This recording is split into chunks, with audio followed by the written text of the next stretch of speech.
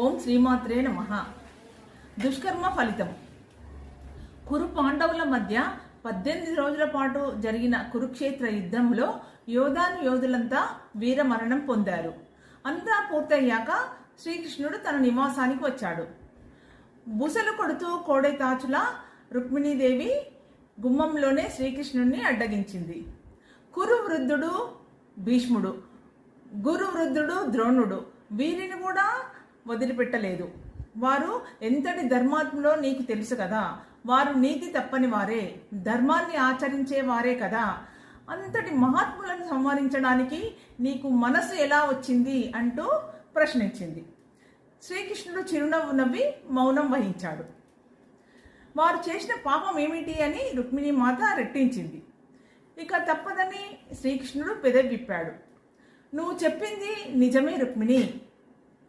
వారు జీవితమంతా న్యాయంగా బ్రతికారు, నీతిని ఆచరించారు, ధర్మాన్ని ఆచరించారు. కానీ ఒకే ఒక్క సమయంలో ఒకే ఒక పెద్ద తప్పు చేశారు. అంటే ఏమి తప్పు చేశారు అంది. పెద్దల సమక్షంలో నిండు కొలువులో అందరి ఎదుట ద్రౌపది వస్త్రాపహరణం జరుగుతుంటే పెదవి విప్పకుండా తలలు దించుకొని మౌనం వహించారు. ఆపగలిగే శక్తి, హక్కు ఉండి కూడా ఆ విధంగా మౌనం వహించడం అన్యాయమే కదా.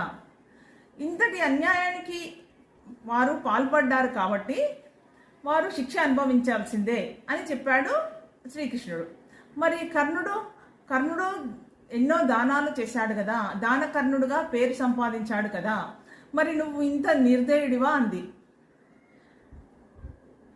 అభిమన్యుడు మరణానికి చేరువలో ఉన్న సమయంలో దాహం వేసి కర్ణుడిని మంచినీళ్లు అడగగా దుర్యోధనుడు ఇవ్వడానికి వీల్లేదన్నాడని పక్కనే మంచినీటి చెలమ ఉన్నా కర్ణుడు అభిమన్యుడి దాహం తీర్చలేదు. అధర్మం వైపు అంటే పాపాత్ముడైన దుర్యోధనుని వైపు ఉన్నాడు. వ్యక్తి ఎంత మంచివాడైనా చెడ్డవారితో చేరితే చెడ్డ పేరు తెచ్చుకోవాల్సి వస్తుంది. తుదకు ఆ మంచినీటి చెలమలోనే కర్ణుడి రథం కుంగిపోయి చేసిన పాపానికి తగిన ఫలం అనుభవించాడు. ఒక్క విషయం గుర్తుపెట్టుకో, ఏ ఒక్క తప్పు చేసినా జీవితాంతం చేసిన మంచి కనుమరుగైపోతుంది.